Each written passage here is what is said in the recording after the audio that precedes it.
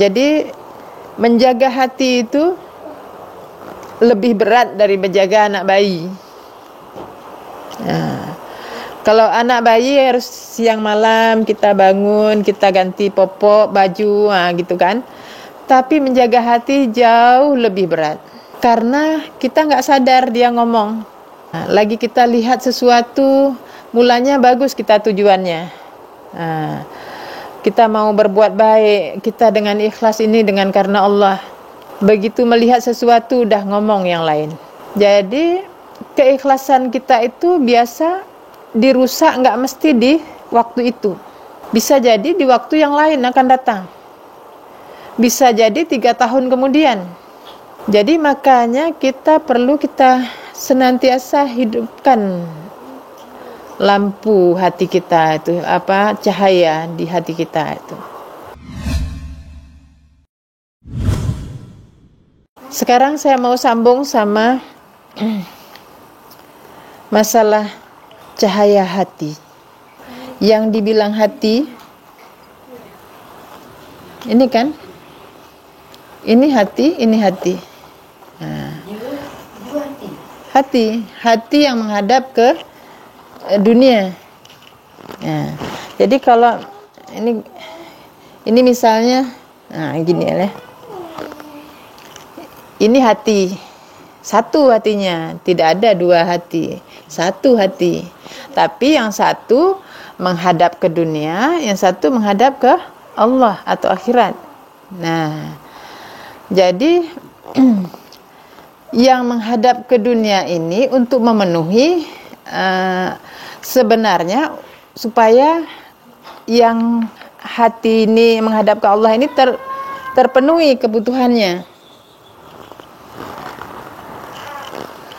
Tetapi karena dosa, apa yang sudah dilakukan tidak istighfar, tidak mohon ampun kepada Allah, maka dia akan terus melakukan dosa demi dosa. Kalau dia sudah berhenti, dia sadari istighfar, maka dia akan terhenti dari melakukannya. Jadi kenapa kita lihat ada orangnya kok begitu? Dia belum tersadar. Itu belum dapat hidayah yang seperti itu. Karena dosa itu kayak multi level. Jadi kalau ada dosa, misalnya gini, ada titik, dia akan melakukan lagi sebelum dia istighfar sehingga banyak. Dia akan senang, bahkan nanti kalau udah banyak, ada satu ukuran tersendiri, dia akan senang dengan kegiatan itu. Jadi malah ketagihan. Dosa itu begitu. Termasuk kayak kita ini, jadi hati ini dua-dua sistem kerjanya hampir sama. Kalau orang yang memang senang mengingat kepada Allah, terus dia dan dia membersihkan terus hatinya, dirinya dia bersihkan, maka itu dia semakin bercahaya, semakin senang untuk melakukannya. Nah, tetapi begitu ada kotoran, kesalahan yang lupa dia sadari, maka dia akan terasa kayak nggak nyaman nih. Ibadah hari ini nggak nyaman, nggak enak. Kalau orang yang sudah tersadar mengetahui ini berarti saya ada salah, ini ada dosa, istighfar, duduk minta ampun kepada Allah, nanti insya Allah akan pulih kembali, zikir lagi. Jadi untuk membersihkan hati itu adalah yang utama itu dengan istighfar dan zikir. Istighfar dan zikir, sehingga ini akan bercahaya. Jadi orang yang menyampaikan ilmu ini semakin kuat cahayanya, maka semakin merasuk, mudah diterima, mudah dipraktekkan. Nah, jadi makanya pentingnya kepala keluarga itu berilmu, karena Yang merubah dalam keluarga itu bukan istri, ya, tapi pemimpin. Maka kerjasama ini sangat penting. Nah, suami itu pemimpin, pendidik, pencari nafkah. Pemimpin, dia memimpin harus dengan ilmu. Tanpa ilmu wajib cari.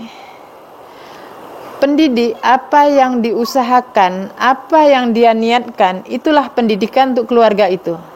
Jadi kalau si pendidik itu dia orangnya taat, hatinya takut kepada Allah, tanpa pun dia ngomong, dia hanya mengerjakan dan berbuat yang karena Allah, maka itu sudah tertuntun sendiri keluarga itu. Pencari nafkah tidak dibebankan harus berapa. Tetapi kebalikannya, istri menyenangkan dan melayani suami, menjaga dan merawat anak, ahli bait. 3 juga, ahli bait itu menjaga rumah, harta, diri, waktu ada dan tidak ada suami. Inilah kontrak kerja yang dikerjakan karena Allah. Jadi kalau keduanya mengerjakan sama-sama seiring, itu insya Allah percepatan untuk pencapaiannya sangat mudah. Ya. Tapi ini harus ada perjuangan. Karena apa?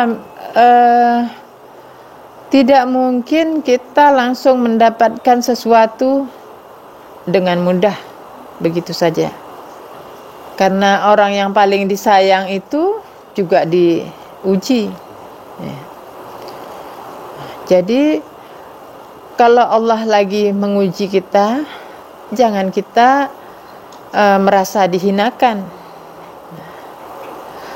Jadi setiap apa yang tidak kita merasa senang, itu adalah kesalahan kita. Bersihkan yang ada di dalam kita. Subhanallah. Jadi menjaga hati itu lebih berat dari menjaga anak bayi. Kalau anak bayi harus siang malam kita bangun, kita ganti popok, baju, gitu kan. Tapi menjaga hati jauh lebih berat. Karena kita nggak sadar dia ngomong. Lagi kita lihat sesuatu, mulanya bagus kita tujuannya. Kita mau berbuat baik, kita dengan ikhlas ini dengan karena Allah. Begitu melihat sesuatu udah ngomong yang lain. Jadi keikhlasan kita itu biasa dirusak nggak mesti di waktu itu.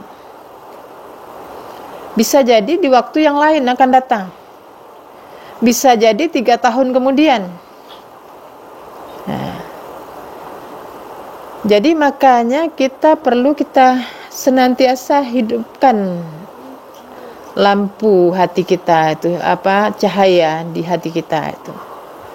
Dengan apa? Dengan senantiasa mengingat kepada Allah, zikir, istighfar dan zikir. Karena kalau dosa, nggak ada yang terhindar dari dosa. Kecuali yang cuman Nabi kita yang memang terhindar. Subhanallah. Jadi kita berusaha untuk mengingat kepada Allah melalui Rasulullah. Jadi ada penuntun yang sudah Allah berikan ini, Al-Quran. Inilah senantiasa, jangan bosan. Ini kalau ada bosan ketika belajar Al-Quran, itulah dia musuh. Jadi takut kita itu kalau sampai kita itu dengan apa yang kita usahakan ini menjadi sia-sia. Nauzubillah misalnya. Jadi kita sudah berusaha sedemikian untuk mendapatkan ridha Allah. Semoga Allah ridho dengan apa yang kita kerjakan, yang kita usahakan ini. Jadi kembali kepada akhlak. Jadi akhlak kita benar-benar yang selamat itu adalah yang berakhlak Al-Quran. Itulah yang selamat. Jadi kayak Nabi, akhlaknya Al-Quran. Maka kita harus seperti itu. Kalau masih ada kebencian kita kepada seseorang, tidak bisa menerima perlakuan atau apa, nah ini kita perbaiki. Selagi urusannya bukan masalah hukum Allah ya. Kalau hukum Allah yang ditentang itu kita wajib bangun. Nah, tapi kalau atas diri kita nggak apa-apa, selama tidak melampaui batas. Kalau cuman yang nggak mengganggu orang lain, nah nggak apa-apa. Kalau cuman hinaan, Rasulullah udah sering mendapat hinaan. Nah. Subhanallah walhamdulillah wala ilaha illallah, Allahu akbar.